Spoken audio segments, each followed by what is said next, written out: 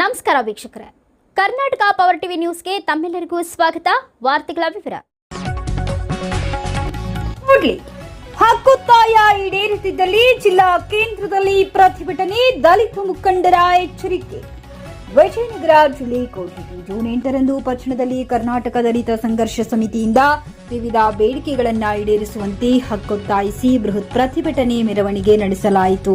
ಸರ್ಕಾರಿ ಪರಂಪೋಕು ಜಮೀನುಗಳಲ್ಲಿ ಸಾಗುವಳಿ ಮಾಡುತ್ತಿರುವ ಪರಿಶಿಷ್ಟ ಜಾತಿಯವರಿಗೆ ಶೀಘ್ರವೇ ಪಟ್ಟ ನೀಡಬೇಕು.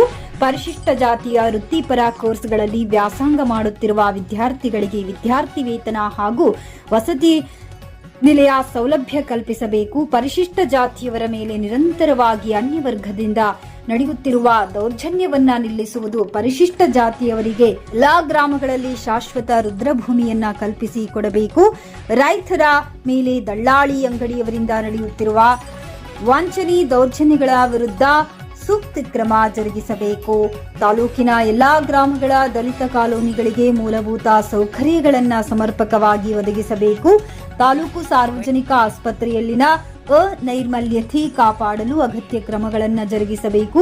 ಗ್ರಾಮೀಣ ಪ್ರದೇಶಗಳ ಶಾಲಾ ಕಾಲೇಜು ವಿದ್ಯಾರ್ಥಿಗಳಿಗೆ ಸಕಾಲಕ್ಕೆ ಸಮರ್ಪಕವಾಗಿ ಬಸ್ ವ್ಯವಸ್ಥೆ ಕಲ್ಪಿಸಿಕೊಡಬೇಕು ಸೇರಿದಂತೆ ವಿವಿಧ ಹಕ್ಕೊತ್ತಾಯಗಳನ್ನು ಈಡೇರಿಸುವಂತೆ ಕರ್ನಾಟಕ ದಲಿತ ಸಂಘರ್ಷ ಸಮಿತಿ ಬೃಹತ್ ಪ್ರತಿಭಟನೆ ಆಯೋಜಿಸಿತ್ತು. ಮುಖಂಡರು ಮಾತನಾಡಿ, ಹಕ್ಕೊತ್ತಾಯಗಳು ಕೆಲವು ಸ್ಥಳೀಯ ಆಡಳಿತ ವ್ಯಾಪ್ತಿಗೆ ಸೇರಿದ್ದು ಹಲವು ಜಿಲ್ಲಾ ಮಟ್ಟದಲ್ಲಿವೆ. ಕಾರಣ ತಹಶೀಲ್ದಾರರು ತಮ್ಮ ವ್ಯಾಪ್ತಿಯ ಸಮಸ್ಯೆಗಳನ್ನು ಶೀಘ್ರವೇ ಈಡೇರಿಸಬೇಕಿದೆ. ಉಳಿದಂತೆ ಜಿಲ್ಲಾ ಮಟ್ಟದ ಅಧಿಕಾರಿಗಳನ್ನು ಸಂಪರ್ಕಿಸಿ ಬಗೆಹರಿಸಿಕೊಳ್ಳಲಾಗುತ್ತದೆ.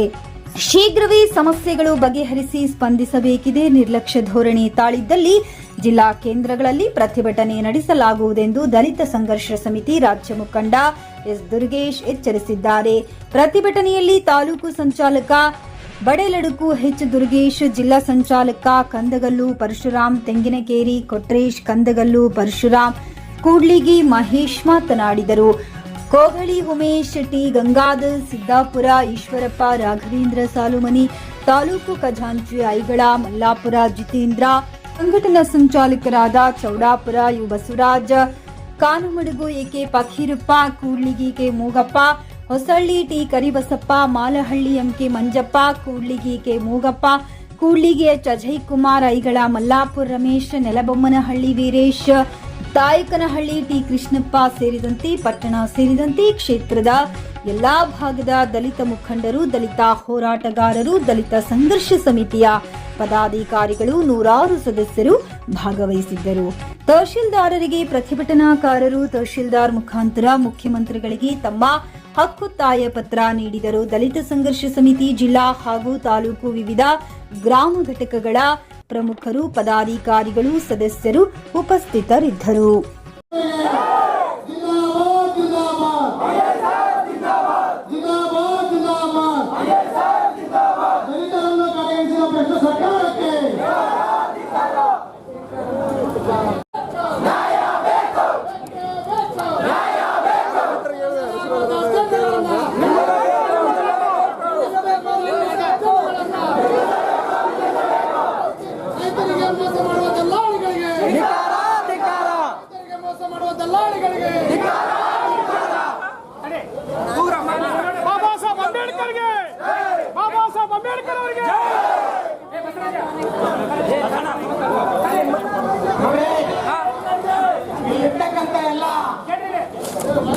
ನಮ್ಮ ಮುಖಂಡರುಗಳಿಗೆ ವಿನಂತಿ ಮಾಡೋದಿಷ್ಟೇ,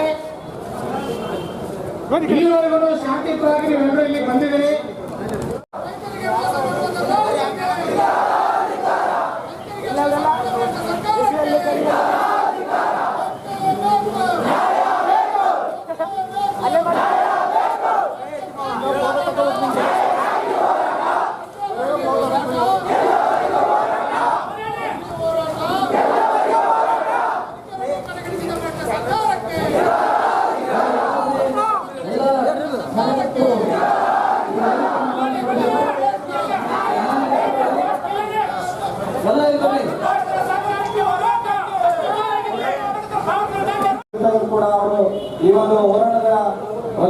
ಮನವಿ ಪತ್ರ ಇಸ್ಕೊಳ್ಳಿಕ್ಕೆ ಇನ್ನೂ ಇಲ್ಲಿವರೆಗೂ ಬರ್ತಾ ಇಲ್ಲ. ತಾವ್ಯಾರು ಕೂಡ ಹತಾಶರಾಗೋದು ಬೇಡ, ತಾವ್ಯಾರು ಕೂಡ ಆ ಕಡೆ ಈ ಕಡೆ ಹೋಗೋದು ಬೇಡ. ದಯಮಾಡಿ ಎಲ್ಲರೂ ಕೂಡ ಈ ಒಂದು ಹೋರಾಟದಲ್ಲಿ ಭಾಗಿಯಾಗಿರುವವರು ಅನ್ಯ ಕಾರ್ಯಗಳ ನಿಮಿತ್ತ ಆ ಕಡೆ ಈ ಕಡೆ ಸುಮ್ಮನೆ ಅಲ್ಲಿ ನಿಂತಿರೋದು ಇಲ್ಲಿ ನಿಂತಿರೋದು ಬಿಟ್ಟು ದಯಮಾಡಿ ಎಲ್ಲರೂ ಕೂಡ ಮುಂದಕ್ಕೆ ಬರಬೇಕು.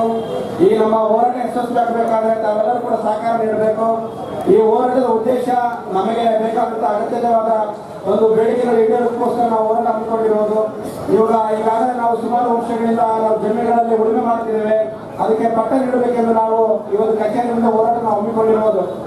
ಈಗ ಎಷ್ಟು ವರ್ಷ ಅಂತ ನಾವು ಹಾಗೆ ಅದನ್ನ ಉಳುಮೆ ಮಾಡೋದು, ಪಟ್ಟ ಇಲ್ಲದೆ ಯಾವುದೇ ಸರ್ಕಾರದ ಸೌಲಭ್ಯಗಳನ್ನು ನಾವು ತೆಗೆದುಕೊಳ್ಳಕ್ಕೆ ಸಾಧ್ಯವಿಲ್ಲ.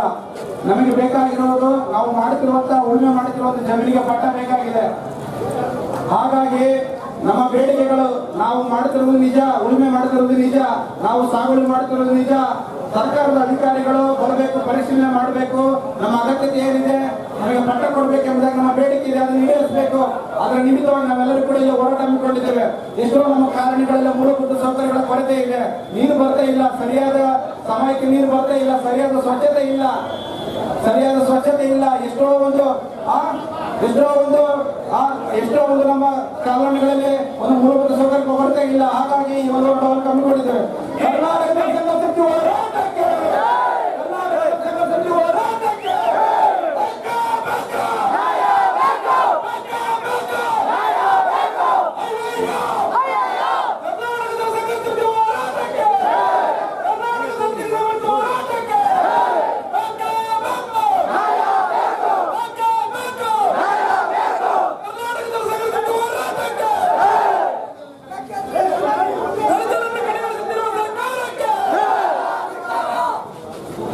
ದಲಿತರಿಗೆ ಮೂಲಭೂತ ಕೊಡದ ಸರ್ಕಾರಕ್ಕೆ, ದಲಿತರಿಗೆ ಮೂಲಭೂತ ಕೊಡದ ಸರ್ಕಾರಕ್ಕೆ, ದಲಿತರನ್ನು ಕಡೆಗಣಿಸುವ ಭ್ರಷ್ಟ ಸರ್ಕಾರಕ್ಕೆ,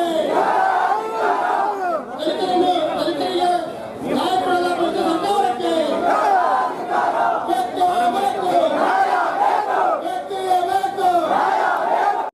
ಬೇಕು. ಹಾಗಾಗಿ ಎಲ್ಲರೂ ಒಗ್ಗಟ್ಟಾಗಿ ಈ ಒಂದು ಪ್ರತಿಭಟನೆಯ ಮುಂಭಾಗಕ್ಕೆ ಬರಬೇಕು. ನಮ್ಮ ದರ್ಶಕ ಸಮಿತಿ ಎಲ್ಲ ಬಂದರು, ಆತ್ಮೀಯ ಹೊರಗಡೆ ಇರ್ತಕ್ಕಂಥ ಬಾವುಟ ಇಟ್ಕೊಂಡಿರ್ತಕ್ಕಂಥ ಗೇಟ್ನಾಗ ಇರ್ತಕ್ಕಂಥ ಬಂದರು.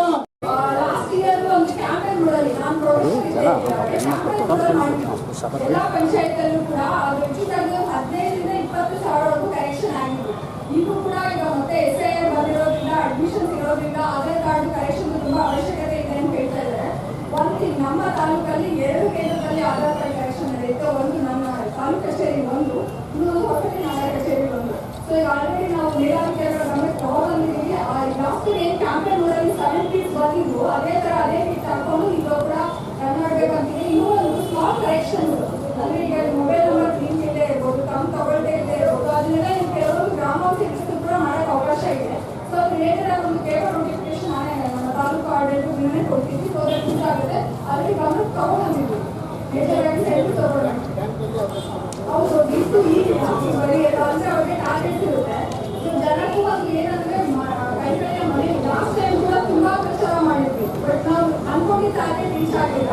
ಸೊ ಹಂಗಾಗಿ ನಮ್ಮ ಜೊತೆ ಇನ್ನೂ ಕೆಲಸ ಇದೆ. ಜನರಿಗೆ ಅವೇರ್ನೆಸ್ ನಮಗೆ ನಿಮಗೂ ಏನು ಜವಾಬ್ದಾರಿ ಇದೆ, ಇನ್ಸ್ಟ್ರಕ್ಟರ್ಗೆ ಎಲ್ಲರೂ ಅವೇರ್ನೆಸ್ ಅಂದ್ರೆ ಕಳಕಳಿ ಮೂರು ಕೂಡ ಒಂದು ಜವಾಬ್ದಾರಿ, ಸಾಮಾಜಿಕ ಜವಾಬ್ದಾರಿ. ಸೊ ಮುಂದೆ ಯಾವುದೇ ಸ್ಕೀಮ್ ಬರಲಿ ಕೂಡ ನಾವೇನು ಪೇಪರ್ ನೋಟಿಫಿಕೇಶನ್ ಕೊಟ್ಟ ಹಾಗೆ ಯಾರು ಅನಿಶ್ಚಿತರು ಇದ್ದಾರೋ ಅವ್ರ ಗಮನ ತಗೊಂಡ ಕೆಲಸ ನಮ್ಮೆಲ್ಲರಿಂದಲೂ ಆಗಲಿ ಅಂತ ಹೇಳ್ತೀನಿ.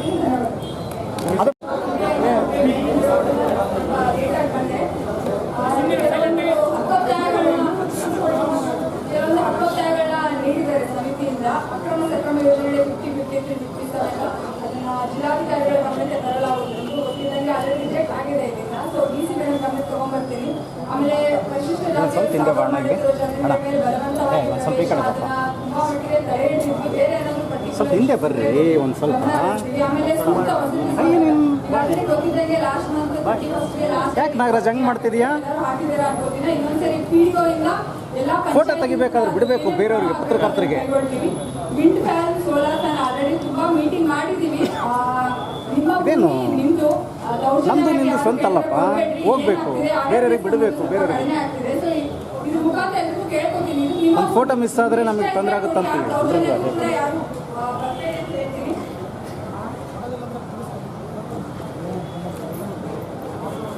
ರುದ್ರಭೂಮಿ ಆಲ್ರೆಡಿ ಹೇಳಿದಂಗೆ ಲಾಸ್ಟ್ ಇಯರ್ ನಾವು ಕ್ಯಾಂಪೇನ್ ಮಾಡಿ ಎಲ್ಲ ಒತ್ತುವರಿನ ತೆರವುಗೊಳಿಸಿದ್ವಿ. ಎಲ್ಲಾದ್ರೂ ಬಾಕಿ ಇದ್ರೆ ಆಮೇಲೆ ಇನ್ನೊಂದು ನಮಗೆ ಜಾತಿವಾದ ರುದ್ರಭೂಮಿ ಕೊಡೋಕ್ಕೆ ಅವಕಾಶ ಇಲ್ಲ, ಧರ್ಮವಾದ ಕೊಡೋಕ್ಕೆ ಮಾತ್ರ ಅವಕಾಶ ಇದೆ. ಎಲ್ಲೆಲ್ಲಾದ್ರೂ ಸಮಸ್ಯೆ ಇದ್ರೆ ಪರ್ಟಿಕ್ಯುಲರ್ ಆಗಿ ಇವತ್ತೇ ನಾನು ಗಮನಕ್ಕೆ ತಗೊಂಡ್ಬಂದು ಮಳೆಗಾಲ ಬೇರೆ ಬರ್ತಾ ಇದೆ, ಇಮಿಡಿಯೇಟ್ ಆಗಿ ನಾವು ಕ್ರಮ ಕೈಗೊಳ್ತೀವಿ. ಮೂಲಭೂತ ಸೌಕರ್ಯ ಶಾಸಕರ ಗಮನಕ್ಕೆ ತಗೊಂಡ್ಬರ್ತೀನಿ. ಡೆವಲಪ್ಮೆಂಟ್ ಆಕ್ಟಿವಿಟೀಸ್ ಪಿಡಬ್ಲ್ಯೂಡಿ ಇರ್ಬೋದು, ನಿರ್ಮಿತಿ ಕೇಂದ್ರ ಡಿಎಂ ಅಲ್ಲಿಂದ ಸರ್ ಗಮನಕ್ಕೆ ತಗೊಂಡ್ಬಂದು ಕಣ್ಣು ಹಾಕೋ ಕೆಲಸ ಮಾಡ್ತೀನಿ. ಅಂಬೇಡ್ಕರ್ ವಸತಿ ಶಾಲೆ ಚೆಕ್ ಮಾಡ್ತೀನಿ. ಆಮೇಲೆ ಆಲ್ರೆಡಿ ನನ್ನ ಗಮನಕ್ಕೂ ಇದೆ ಖಾಸಗಿ ಏನು ಸ್ಕಾಲರ್ಶಿಪ್ ಅದಕ್ಕೆ ಆಲ್ರೆಡಿ ಸಂಬಂಧಪಟ್ಟ ಇಲಾಖೆಯವರಿಗೆ ಮಾತಾಡಿದ್ದೀನಿ, ಅದಕ್ಕೂ ಕ್ರಮ ಕೈಗೊಳ್ತೀವಿ. ಆಮೇಲೆ ಇಟ್ಕೊಳ್ಳಿ. ಮೀಟಿಂಗ್ ಮಾಡ್ತೀವಿ ಎಲ್ಲ ಪ್ರೈವೇಟ್ ಸ್ಕೂಲ್ಸ್ಗೂ. ಆಮೇಲೆ ಆರ್ಟಿ ಯೋಜನೆ ಎಲ್ಲರೂ ಟ್ರಾನ್ಸ್ಪರೆಂಟ್ ಆಗಂಗೆ ಟ್ರೈ ಮಾಡ್ತೀವಿ. ಬೀಜ ಗೊಬ್ಬರ ಈಗ ಆಲ್ರೆಡಿ ಲಾಸ್ಟ್ ಟೈಮ್ ಅಗ್ರಿಕಲ್ಚರ್ ಎಡಿ ನೇತೃತ್ವದಲ್ಲಿ ಮೀಟಿಂಗ್ ಆಗಿದೆ, ಎಲ್ಲ ರೈತ ಸಂಘಟನೆಗಳಿದ್ರು, ಎಲ್ಲ ಸಂಘಟನೆಗಳು ಇದ್ರು. ಇನ್ನೊಂದು ಕೂಡ ಅವಶ್ಯಕತೆ ಇದ್ರೆ ಇನ್ನೊಂದು ಮೀಟಿಂಗ್ ಮಾಡ್ತೀವಿ. ಎಲ್ಲಾದ್ರೂ ಪರ್ಟಿಕ್ಯುಲರ್ ಆಗಿ ಸಮಸ್ಯೆ ಇದ್ರೆ ನಾನು ಮತ್ತೆ ಡಿವೈಎಸ್ಪಿ ಖುದ್ದಾಗಿ ಅಟೆಂಡ್ ಮಾಡ್ತೀವಿ. ಆಮೇಲೆ ಹಾಸ್ಪಿಟಲ್ ಒಂದು ಸರ್ಜನ್ ಡಾಕ್ಟರ್ಸ್ ಅದೇನಾಗಿದೆ ಆಲ್ರೆಡಿ ಎಲ್ಲಾನು vacancy, not only hospital, entire taluk administration ಅಲ್ಲಿ ಎಲ್ಲೆಲ್ಲಿ ಪೋಸ್ಟ್ ವೇಕೆಂಟ್ ಇದಾವೆ, ಇನ್ಕ್ಲೂಡಿಂಗ್ ರೆವಿನ್ಯೂ, ಪೊಲೀಸ್ ಇರ್ಬೋದು, ಹೆಲ್ತ್, ಎಜುಕೇಶನ್ ಎಲ್ಲದಕ್ಕೂ ವೇಕೆನ್ಸಿ ಲಿಸ್ಟ್ ತಗೊಂಡಿದ್ದಾರೆ. ಸೊ ನಿಮಗೆ ಗೊತ್ತಿದ್ದಂಗೆ ಈ ಮಂತ್ ವರ್ಗೂ ಎಕ್ಸ್ಟೆಂಡ್ ಆಗಿದೆ ಟ್ರಾನ್ಸ್ಫರ್ಸ್. ಸೊ ಆದಷ್ಟು ಸರ್ ಗಮನಕ್ಕೆ ತಗೊಂಡು ಫಿಲ್ ಮಾಡಿರ್ತೀವಿ. ಬಸ್ ವ್ಯವಸ್ಥೆ ಎಲ್ಲಾದ್ರೂ ಇದ್ರೆ ಪರ್ಟಿಕ್ಯುಲರ್ ಆಗಿ ಈಗ ಆಲ್ರೆಡಿ ಎಲ್ಲೆಲ್ಲಿ ಇಶ್ಯೂಸ್ ಬಂದಿದ್ದಾವೋ ನಾವು ಮನೆ ಮನೆಗೆ ಶಾಸಕರು ಕಾರ್ಯಕ್ರಮಕ್ಕೆ ಹೋದಾಗೆ ಅಲ್ಲಿ ವ್ಯವಸ್ಥೆ ಮಾಡ್ತಿದ್ದೀವಿ. Next month excess of buses ಬರ್ತಾ ಇದ್ದಾವೆ ನಮ್ಮ ಕಲ್ಯಾಣ ಕರ್ನಾಟಕ ಡಿಪೋಗೆ, ಅಲ್ಲಿಂದ ಇಲ್ಲಿಗೂ ತಲುಪೋ ವ್ಯವಸ್ಥೆ ಮಾಡ್ತೀವಿ. ಮೊರಾರ್ಜಿ ವಸತಿ ಶಾಲೆ ಅದು ಆಲ್ರೆಡಿ ಅಂದರೆ ಇಷ್ಟೇ ಸೀಟು ಅಂತ ಸೀಮಿತವಾಗಿರುತ್ತೆ. ಬಟ್ ಎಲ್ಲಿ ಅವಶ್ಯಕತೆ ಇದೆಯೋ, ಯಾರ ಮಕ್ಕಳಿಗೆ ತುಂಬ ನೆಸೆಸರಿ ಇದೆಯೋ ಅಂದರೆ ಮೆರಿಟ್ ಲಿಸ್ಟ್ ಇವಾಗ ಎಲ್ರಿಗೂ ಆಗುತ್ತೆ. ಸೊ ನೀವು ಕೇಳ್ತಾ ಇರೋದು ಮೆರಿಟಲ್ಲಿ ಇಲ್ಲೇ ಇರೋರು ಇನ್ನೂ ಓದೋಕ್ಕೆ ಏನಂದರೆ ಫೈನಾನ್ಷಿಯಲಿ ಅವ್ರ ಕೈಲಿ ಆಗಲ್ಲ ಅನ್ನೋರಿಗೆ ಅದನ್ನು ವ್ಯವಸ್ಥೆ ಮಾಡಿಕೊಡ್ತೀವಿ. ಇನ್ನೊಂದು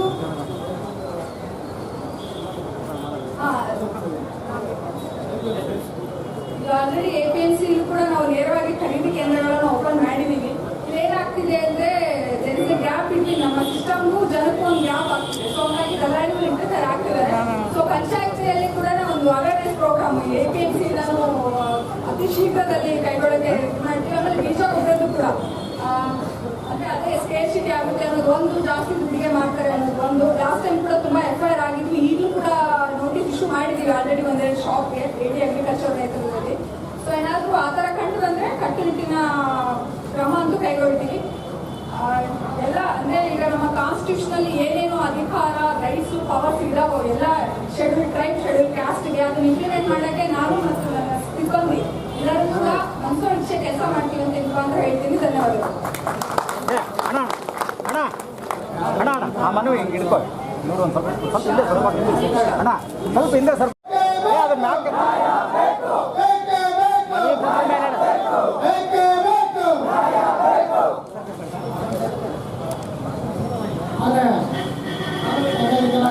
ಸರ್ ನಮ್ಮನ್ನ ದೇವಸ್ಥಾನದಲ್ಲಿ ಬಿಡ್ಕೊಂಡ್ರೆ ಯಾವ ಬಿಡೋದಿಲ್ಲ ಹೇಳ್ರಿ ಅಂತ. ಹಂಗೆ ನಿಮ್ಮ ಸಮಸ್ಯೆಗಳನ್ನ ನಾವು ಬರ್ತಿದ್ವಿ, ನಿಮ್ಮಿಂದಲೂ ತಗೊಂಡಿದ್ವಿ, ಎಲ್ಲವೂ ಅಧಿಕಾರಿಗಳಿಗೆ ಕೊಡ್ತೀವಿ. ನೀವು ಸಮಾಧಾನದಿಂದ ಇರಿ. ಮುಖಾಂತರ ಕೂಡಿಗೆ ತಾಲೂಕು ಹೆಚ್ಚಿನ ಹಳ್ಳಿಗಳನ್ನು ಹಾಗೂ ವಿವಿಧ ಪ್ರಕಾರದ ಭೌಗೋಳಿಕ ಲಕ್ಷಣಗಳನ್ನು ಹೊಂದಿರುವ ಮತ್ತು ವಿಶಾಲ ವ್ಯಾಪ್ತಿಯನ್ನು ಹೊಂದಿರುವ ಪ್ರದೇಶವಾಗಿದೆ. ಈ ತಾಲೂಕಿನಲ್ಲಿ ಹೆಚ್ಚಿನ ಜನಸಂಖ್ಯೆಯ ಪರಿಶಿಷ್ಟ ಜಾತಿ, ಪರಿಶಿಷ್ಟ ಪಂಗಡದ ಜನರಿಂದ ಕೂಡಿದೆ. ಇಲ್ಲಿ ಪರಿಶಿಷ್ಟ ಜಾತಿಯ ಸಮುದಾಯವು ಸಾಮಾಜಿಕ, ಆರ್ಥಿಕ, ಶೈಕ್ಷಣಿಕ ಹಾಗೂ ರಾಜಕೀಯ ಅತ್ಯಂತ ಹಿಂದುಳಿದ ಸಮುದಾಯವಾಗಿದೆ. ಈ ತಾಲೂಕಿನಲ್ಲಿ ಪ್ರತಿ ಹಳ್ಳಿಯು ಮೂಲಭೂತ ಸೌಕರ್ಯಗಳ ಕೊರತೆ ಇದೆ. ನಮ್ಮ ಸಮುದಾಯವು ಸಾಮಾಜಿಕ ಅಸಮಾನತೆಯನ್ನು ಹಾಗೂ ತಾರತಮ್ಯಗಳನ್ನು ಈಗ ಅನುಭವಿಸುತ್ತಿದ್ದೇವೆ. ಸರ್ಕಾರಿ, ಅರೆ ಸರ್ಕಾರಿ ಮತ್ತು ಗುತ್ತಿಗೆದಾರಿತ ನೇಮಕಗಳಲ್ಲಿ ಒಳ ಮೀಸಲಾತಿಯನ್ನು ಅಳವಡಿಸಿಕೊಳ್ಳದೆ ನೇಮಕಾತಿ ಮಾಡುತ್ತಾ ನಮ್ಮ ಸಮುದಾಯಕ್ಕೆ ಅನ್ಯಾಯ ಎಸಗುತ್ತಿದೆ. ಹಾಗೂ ಕೆಲವು ಪ್ರಬಲ ವರ್ಗದವರು ತಲತಲಾಂತರವಾಗಿ ಸರ್ಕಾರ ಭೂಮಿಗಳನ್ನು ಸಾಗುವಳಿ ಮಾಡುತ್ತಿರುವ ನಮ್ಮ ಸಮುದಾಯದವರನ್ನು ಬಲವಂತವಾಗಿ ಅವರಿಂದ ಕಸಿದುಕೊಳ್ಳುವ ಪ್ರಯತ್ನ ಮಾಡುತ್ತಾ ಬಂದಿರುತ್ತಾರೆ. ಮತ್ತು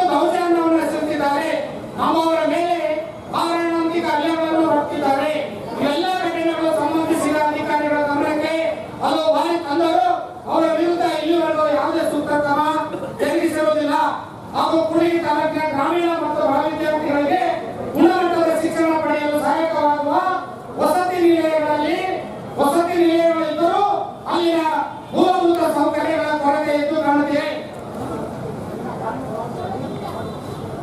ವಿಶೇಷವಾದ ರಕ್ಷಣಾತ್ಮಕ ಕಾಳಜಿ ಆ ಮಹಿಳೆಯರಿಗಿಲ್ಲ. ಸಾರ್ವಜನಿಕ ಆಸ್ಪತ್ರೆಗಳಲ್ಲಿ ಸೂಕ್ತ ಚಿಕಿತ್ಸೆ ಸಿಗದೆ, ಅಲ್ಲಿನ ಪರಿಸರವನ್ನು ಸರಿಯಾಗಿ ನಿರ್ವಹಿಸದೆ, ಅನೈರ್ಮಲ್ಯದಿಂದ ಕೂಡಿ ಇದರಿಂದ ತಾಲೂಕಿನ ಎಲ್ಲಾ ಜನರು ವಿವಿಧ ರೀತಿಯ ತೊಂದರೆಗಳನ್ನು ಅನುಭವಿಸುತ್ತಿದ್ದಾರೆ. ಸರ್ಕಾರಿ ಅಧಿಕಾರಿಗಳು ಸಾರ್ವಜನಿಕ ಕೆಲಸಗಳಲ್ಲಿ ನಿರ್ಲಕ್ಷ್ಯತೆಯನ್ನು ಹೊಂದಿದ್ದಾರೆ ಮತ್ತು ಕೆಲವು ಇಲಾಖೆಗಳಲ್ಲಿ ನಿರ್ದಿಷ್ಟವಾದ ಪರಿಶಿಷ್ಟ ಜಾತಿಯ ನೌಕರರನ್ನು ಉದ್ದೇಶಪೂರ್ವಕವಾಗಿ ಮತ್ತು ವಿನಾಕಾರಣ ಹಿಂಸಿಸುವ ಮೂಲಕ ಮತ್ತು ಮಾನಸಿಕ ಕಿರಿಕಿರಿ ಉಂಟು ಮಾಡುವ ಮೂಲಕ ಅವರಿಗೆ ತೊಂದರೆಯನ್ನು ನೀಡುತ್ತಿದ್ದಾರೆ. ಈ ಎಲ್ಲಾ ಸಮಸ್ಯೆಗಳನ್ನು ಕೂಡಲೇ ಸರಿಪಡಿಸದೆ ಹೋದಲ್ಲಿ ಮುಂದಿನ ದಿನಗಳಲ್ಲಿ ರಾಜ್ಯಾದ್ಯಂತ ಎಲ್ಲ ಜಿಲ್ಲಾ ಕೇಂದ್ರಗಳ ಮುಂದೆ ಉಗ್ರ ಹೋರಾಟವನ್ನು ರೂಪಿಸಲಾಗುವುದು ಎಂದು ತಮಗೆ ಈ ಮೂಲಕ ಮನವಿಯನ್ನು ಮಾಡಿಕೊಳ್ಳುತ್ತಿದ್ದೇವೆ. ನಮ್ಮ ಅಪ್ಪ ತಾಯಿಗಳು ಅಕ್ರಮ ಸಕ್ರಮ ಯೋಜನೆಯಲ್ಲಿ ವಾರ 50-53 ಮತ್ತು 57 ಅರ್ಜಿಗಳನ್ನು ಕೂಡಲೇ ಮರುಪರಿಶೀಲನೆ ಮಾಡಿ ಪಟ್ಟ ಮಂಜೂರು ಮಾಡಬೇಕು. ಪರಿಶಿಷ್ಟ ಜಾತಿಯವರು ಸಾಗುವಳಿ ಮಾಡುತ್ತಿರುವ ಜಮೀನುಗಳ ಮೇಲೆ ಬಲವಂತವಾಗಿ ಪ್ರವೇಶ ಮಾಡುತ್ತಿರುವ ಅಸಲಕೋರರನ್ನ ವಿರುದ್ಧ ಕ್ರಮ ಕೈಗೊಳ್ಳಬೇಕು. ತಾಲೂಕಿನ ಆರ್ಥಿಕವಾಗಿ ಹಿಂದುಳಿದ ಪರಿಶಿಷ್ಟ ಜಾತಿಯವರಿಗೆ ಸೂಕ್ತ ವಸತಿ ಸೌಲಭ್ಯಗಳನ್ನು ಒದಗಿಸಿಕೊಡಬೇಕು. ವಿಂಡ್ ಫ್ಯಾನ್ ಮತ್ತು ಸೋಲಾರ್ ಫ್ಯಾನ್ ಮಾಲೀಕರುಗಳಿಂದ ರೈತರಿಗೆ ಆಗ್ತಕ್ಕಂಥ ಅನ್ಯಾಯವನ್ನ ಸರಿಪಡಿಸತಕ್ಕಂಥ ಕೆಲಸ ಆಗಬೇಕು. ಪರಿಶಿಷ್ಟ ಜಾತಿಯವರಿಗೆ ಶಾಶ್ವತವಾದ ರುದ್ರಭೂಮಿಯನ್ನು ಕಲ್ಪಿಸಿಕೊಡಬೇಕು. ತಾಲೂಕಿನಲ್ಲಿ ಬರುವ ಪರಿಶಿಷ್ಟ ಜಾತಿಯ ಮತ್ತು ಪರಿಶಿಷ್ಟ ಪಂಗಡದ ಕಾಲೋನಿಗಳಲ್ಲಿ ಮೂಲಭೂತಗಳನ್ನು ಒದಗಿಸದೇ ಇರುವ ಗ್ರಾಮ ಪಂಚಾಯಿತಿಗಳ ಅಧಿಕಾರಿಗಳ ಮೇಲೆ ಸೂಕ್ತ ಕ್ರಮ ಕೈಗೊಳ್ಳಬೇಕು. ಅಂಬೇಡ್ಕರ್ ವಸತಿ ಶಾಲೆ ಬಾಡಿಗೆ ಕಟ್ಟಡದಲ್ಲಿ ಕಾರ್ಯನಿರ್ವಹಿಸುವುದನ್ನು ನಿಲ್ಲಿಸಿ ಈ ಕೂಡಲೇ ಸ್ವಂತ ಕಟ್ಟಡಕ್ಕೆ ಸ್ಥಳಾಂತರವಾಗಬೇಕು. ವೃತ್ತಿಪರ ಕೋರ್ಸ್ಗಳಲ್ಲಿ ಶಿಕ್ಷಣ ಪಡೆದ ವಿದ್ಯಾರ್ಥಿ ವೇತನ ಹಾಗೂ ವಸತಿ ಸೌಲಭ್ಯಗಳನ್ನು ಕಲ್ಪಿಸಬೇಕು. ಸರ್ಕಾರಿ ಸೌಲಭ್ಯವನ್ನು ಪರಿಶಿಷ್ಟ ಜಾತಿ ಮತ್ತು ಪರಿಶಿಷ್ಟ ಪಂಗಡದವರಿಗೆ ಕಲ್ಪಿಸುವಲ್ಲಿ ವಿಫಲಗೊಂಡ ಅಧಿಕಾರಿಗಳ ಮೇಲೆ ಸೂಕ್ತ ಕ್ರಮ ಕೈಗೊಳ್ಳಬೇಕು. ಖಾಸಗಿ ಶಾಲೆಗಳಲ್ಲಿ ಹೆಚ್ಚಿನ ಶುಲ್ಕ ಮತ್ತು ಡೊನೇಷನ್ ಆಡಳಿತವನ್ನು ತಪ್ಪಿಸುವಂತೆ ಕೆಲಸ ಆಗಬೇಕು.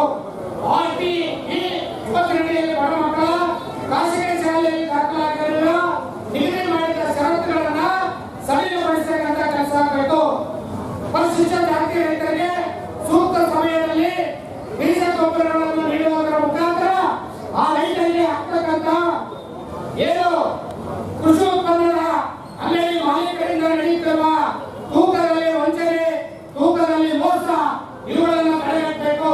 ಸಾರ್ವಜನಿಕ ಆಸ್ಪತ್ರೆಯಲ್ಲಿ ಸರ್ಜನ್ಗಳಿಲ್ಲದೆ ಒಂದು ಸಣ್ಣ ಎಗ್ಗುಗೂ ಸಮೇತ ಬಳ್ಳಾರಿ ಮತ್ತು ಕೊಪ್ಪಳಕ್ಕೆ ಹೋಗುವಂತ ವ್ಯವಸ್ಥೆ ಇಲ್ಲಿದೆ. ನಮ್ಮ ಎಲ್ಲರೂ ಸಮೇತ ಕಟ್ಟಡವಾಗಿರೋದ್ರಿಂದ ಅವರು ಇಲ್ಲಿಗೆ ಸರ್ಜನ್ಗಳನ್ನು ನೇಮಕ ಮಾಡಿ ಬಡ ಹೆರಿಗೆ ಆಗ್ತಕ್ಕಂಥ ಒಂದು ಹೆಣ್ಮಕ್ಳ ಸ್ತ್ರೀಯನ್ನ ಇಲ್ಲೇ ಹೆರಿಗೆ ಮಾಡಿಸ್ತಕ್ಕಂಥದ್ದು ಮತ್ತೆ ಆಪರೇಷನ್ ಮಾಡ್ತಕ್ಕಂಥ ಸರ್ಜನ್ಗಳನ್ನ ನೇಮಕ ಮಾಡಬೇಕು. ದಲಿತ ಕಾಲೋನಿಗಳ ಮೇಲೆ ಹೋಗಿರ್ತಕ್ಕಂಥ ಏನು ಅಪ್ಪಗೆ ಕಾನೂನುಗಳಲ್ಲಿ ನಡೆದು ನಮ್ಮ ದಲಿತ ಕೇರಿಗಳಲ್ಲಿ ರೆವೆನ್ಯೂ ಹೋಗಿದೆ. ಅಪ್ಪಿ ಏನಾದರೂ ಮಳೆ ಮೇಲೆ ಹತ್ತಿದಾಗ ಅದು ಅನಾಹುತ ಆಗ್ತಕ್ಕಂಥ ಒಂದು ಪರಿಸ್ಥಿತಿ ಇರೋದ್ರಿಂದ ಆ ಒಂದು ಲೈನ್ಗಳು ಹೋಗಿರ್ತಕ್ಕಂಥ ಹಳ್ಳಿಗಳು ಏನಿದಾವೋ ಅವಕ್ಕೆ ಕೂಡಲೇ ತೆರವುಗೊಳಿಸಬೇಕು.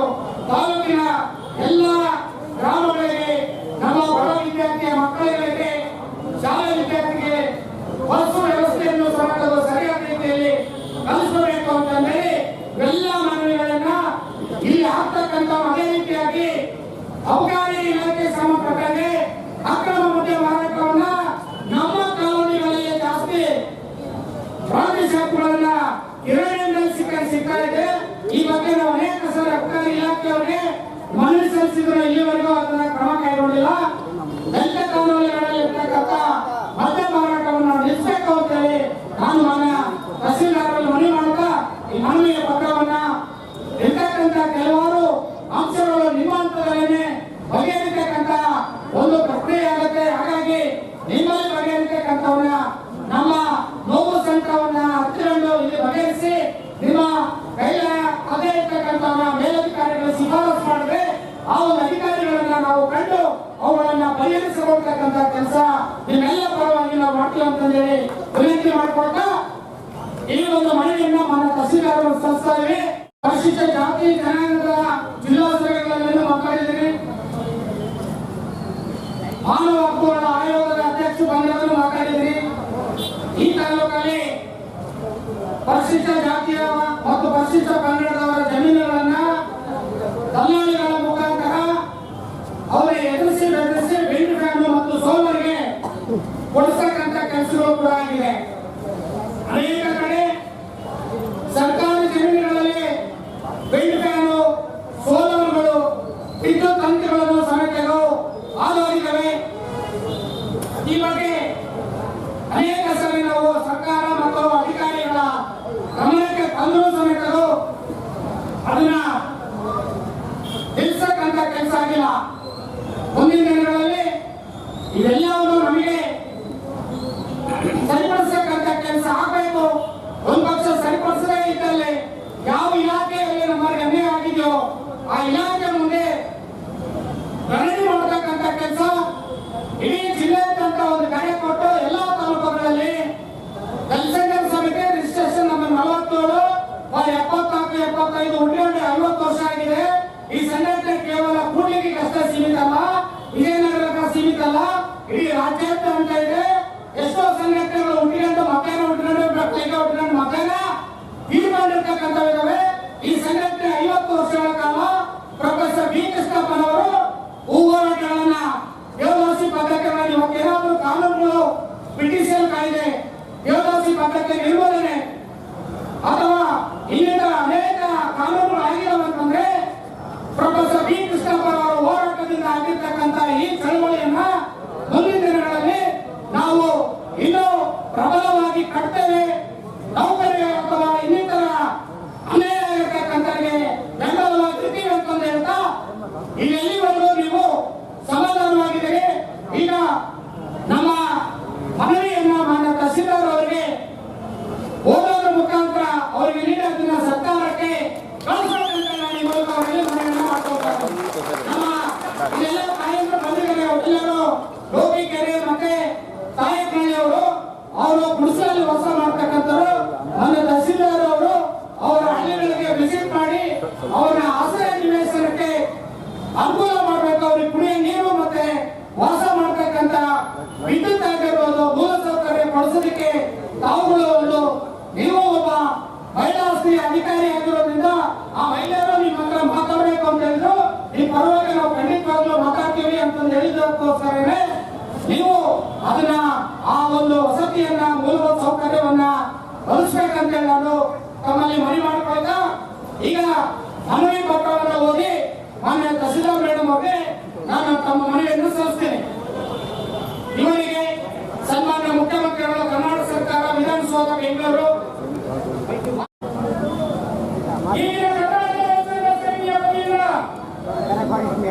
ಕೂಡ್ಲಿಗಿ ತಾಲೂಕಿನಲ್ಲಿ ವಿವಿಧ ವೇದಿಕೆಗಳ ಈ ರೀತಿಯಾಗಿ ಬೃಹತ್ ಪ್ರತಿಭಟನಾ ಕಾರ್ಯಕ್ರಮವನ್ನು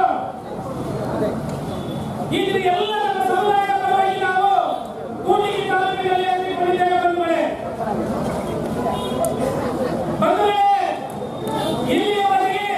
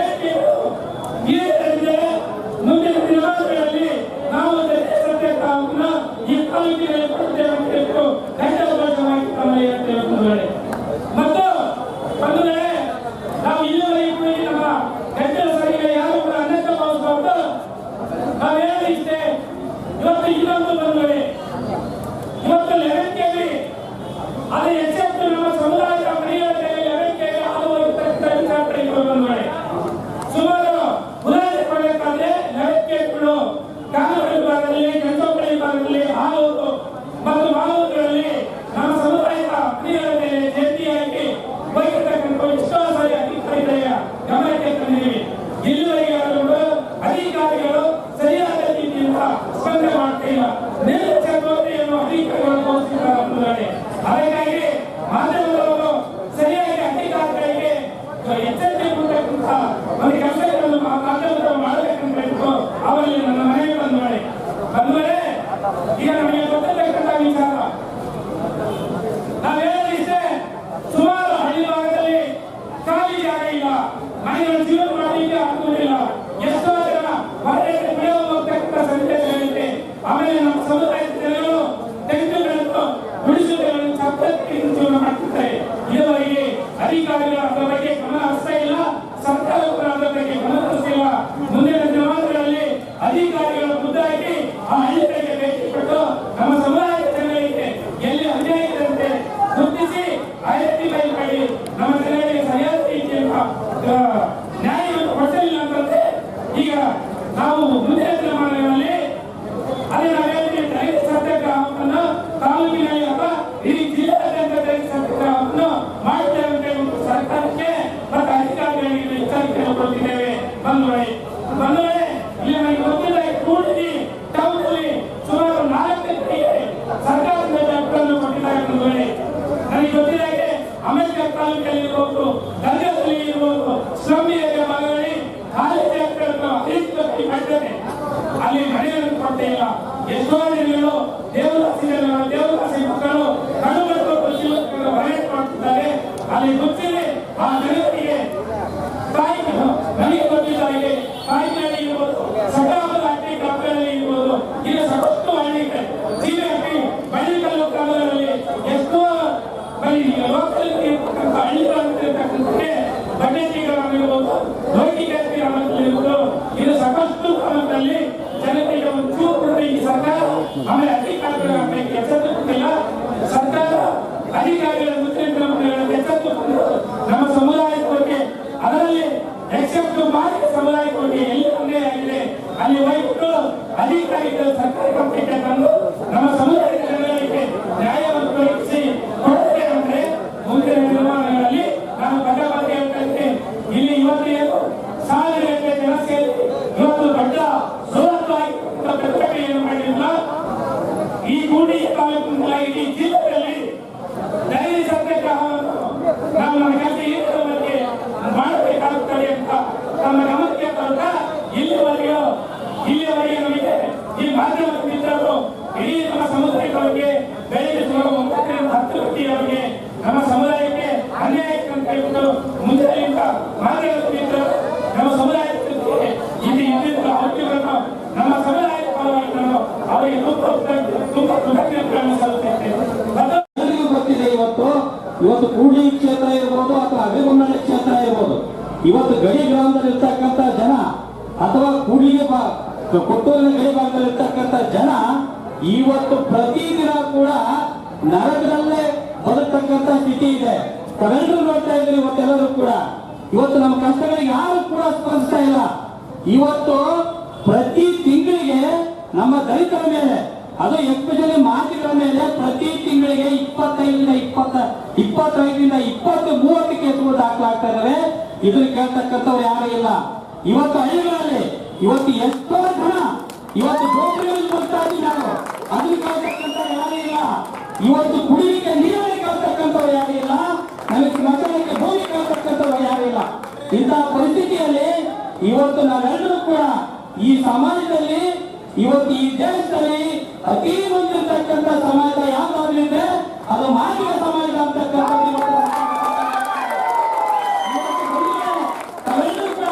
ಇವತ್ತು ಯಾರಾದ್ರೂ ಅಧಿಕಾರ ಬಂದಿದ್ದಾರೆ ಅಂತಂದ್ರೆ ಈ ರಾಜ್ಯದಲ್ಲಿ, ಈ ಕ್ಷೇತ್ರದಲ್ಲಿ ಅದು ಮಾದಿಗ ಓಟಿನಿಂದ. ಆದ್ರಿಂದ ಇವತ್ತು ನಾವು ನೋಡಿರ್ತಕ್ಕಂಥ ಜನ ಇವತ್ತು ಪ್ರತಿ ಹಳ್ಳಿಗಳಲ್ಲಿ ನೋಡಿ ನೀವು ಇವತ್ತು ಎಂತ ಸ್ಥಿತಿ ಹೇಳ್ತೇವಪ್ಪ ಅಂತಂದ್ರೆ ಇವತ್ತು ಅಟ್ರಾಸಿಟಿ ಕೇಸ್ ಅಂತಕ್ಕಂಥದ್ದನ್ನು ದುರ್ಬಲಗೊಳಿಸಿದ್ದಾರೆ. ಆಮೇಲೆ ಪ್ರತಿಯೊಂದು ಹಳ್ಳಿಗಳಲ್ಲಿ ಕೂಡ ಇವತ್ತು ನಮಗೆ ಬದುಕತಕ್ಕಂಥ ಮನೆಗಳಿಲ್ಲ. ಆಮೇಲೆ ಜೀವನ ಮಾಡಲಿಕ್ಕೆ ನಮಗೆ ಯಾವುದೇ ಒಂದು ಭೂಮಿ ಇಲ್ಲ. ಭೂಮಿ ಇದ್ರೂ ಕೂಡ ಇವತ್ತು ಎಷ್ಟು ಜನ ಗಂಗಾಕರಣ ಇವತ್ತಿನ ನಾಚಿದ್ರೆ ಅಂತಕ್ಕಂಥದ್ದನ್ನು ನಾವೆಲ್ಲರೂ ಕೂಡ ಯೋಚನೆ ಮಾಡಬೇಕಾಗಿದೆ. ಆದ್ರಿಂದ ಮುಂದಿನ ದಿನಗಳಲ್ಲಿ ನೀವೆಲ್ಲರೂ ಕೂಡ ತೀರ್ಮಾನ ಮಾಡಿ ನಮಗೆ ಯಾರು ಅನ್ಯಾಯ ಮಾಡ್ತಾರೆ ಅವ್ರನ್ನ ಮನೆಗೆ ಕಳಿಸಬೇಕು ಅಂತಕ್ಕಂಥ ತೀರ್ಮಾನ ಮಾಡಿ ಮಾಡ್ತಾರೆ. ಆವತ್ತು ಮಾತ್ರ ನಾವು ನಿಜವಾಗ್ಲೂ ಕೂಡ ಸೌಲಭ್ಯಗಳನ್ನು ಪಡೆಯಲಿಕ್ಕೆ ಸಾಧ್ಯ ಇದೆ. ಆದ್ರಿಂದ ನಾವು ಇವತ್ತು ಅನೇಕ ಬೇಡಿಕೆಗಳನ್ನು ಇಟ್ಕೊಂಡು ಇವತ್ತು ಇಲ್ಲಿ ಕೂಡಿಗೆಯಲ್ಲಿ ಹೋರಾಟ ಮಾಡ್ತಾ ಇದ್ದೀವಿ. ಇವತ್ತು ನಾವೆಲ್ಲರೂ ಕೂಡ ನೋಡ್ತಾ ಇದ್ದೀವಿ, ಮಕ್ಕಳನ್ನ ಅನುಕೂಲದಲ್ಲೆಲ್ಲರೂ ಕೂಡ ಉತ್ತಮ ಆಗಿರ್ತಕ್ಕಂಥ ಖಾಸಗಿ ಶಾಲೆ ಸೇರ್ತಾರೆ. ಬಡ ಮಕ್ಕಳನ್ನ ನಾವು ಎಲ್ಲಿ ಸೇರ್ಸ್ಬೇಕಾಗಿದೆ? ಯಾಕಪ್ಪ ಅಂದ್ರೆ ಇವತ್ತು ಡೊನೇಷನ್ ಅವಳಿ ಅಂತಕ್ಕಂಥದ್ದು ಇವತ್ತು ನಾವು ಬೇರೆ ಮಕ್ಕಳಿಗೆ ನಾವು ಸಮನಾಗಿ ವಿದ್ಯಾಭ್ಯಾಸವನ್ನು ಪಡಿತಕ್ಕಂಥ ಸ್ಥಿತಿಯಲ್ಲಿಲ್ಲ. ಆಮೇಲೆ ನಮ್ಮ ಒಂದು ಏನು ಮೊನ್ನೆ ತಾನೇ ಒಳ ಮೀಸಲಾತಿಯನ್ನು ಪ್ರಕಟಣೆ ಮಾಡಿದರೋ ಅದರ ಪ್ರಕಾರವಾಗಿ ಯಾವುದೇ ಒಂದು ನೇಮಕಾತಿಯನ್ನ ಮಾಡಿಲ್ಲ. ಇದು ಈ ಸರ್ಕಾರ ಮಾಡತಕ್ಕಂಥ ದೊಡ್ಡದಾಗಿರ್ತಕ್ಕಂಥ ಭ್ರಷ್ಟಾಚಾರ.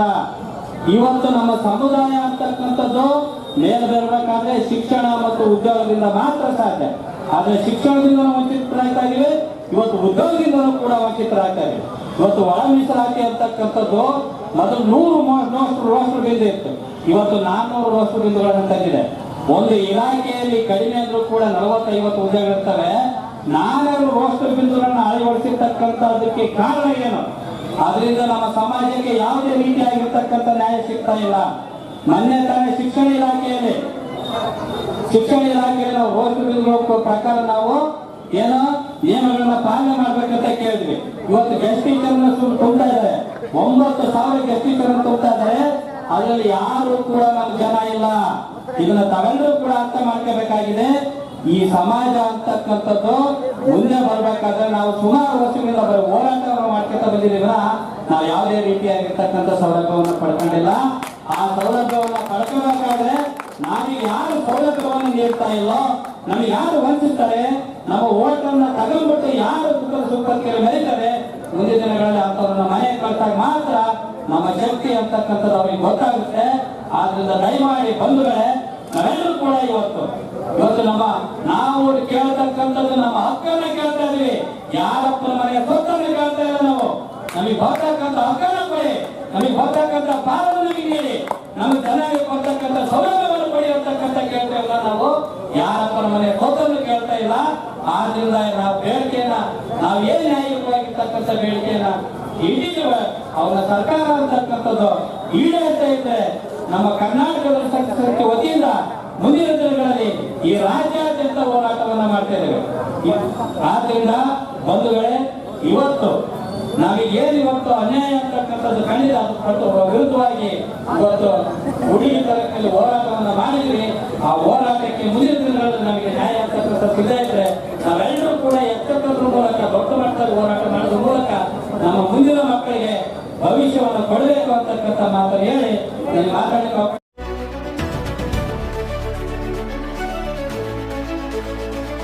ನೈಜ ಸುದ್ದಿಗಾಗಿ ನಿರಂತರವಾಗಿ ನೋಡ್ತಾ ಇರಿ ಕರ್ನಾಟಕ ಪವರ್ ಟಿವಿ ನ್ಯೂಸ್. ನೀವು ಇನ್ನ ನಮ್ಮ ಚಾನೆಲ್ ಸಬ್ಸ್ಕ್ರೈಬ್ ಮಾಡಿಲ್ಲ ಅಂದ್ರೆ ಕೂಡಲೇ ಸಬ್ಸ್ಕ್ರೈಬ್ ಮಾಡಿ, ಲೈಕ್ ಮಾಡಿ, ಕಮೆಂಟ್ ಮಾಡಿ ಮತ್ತು ಶೇರ್ ಮಾಡಿ.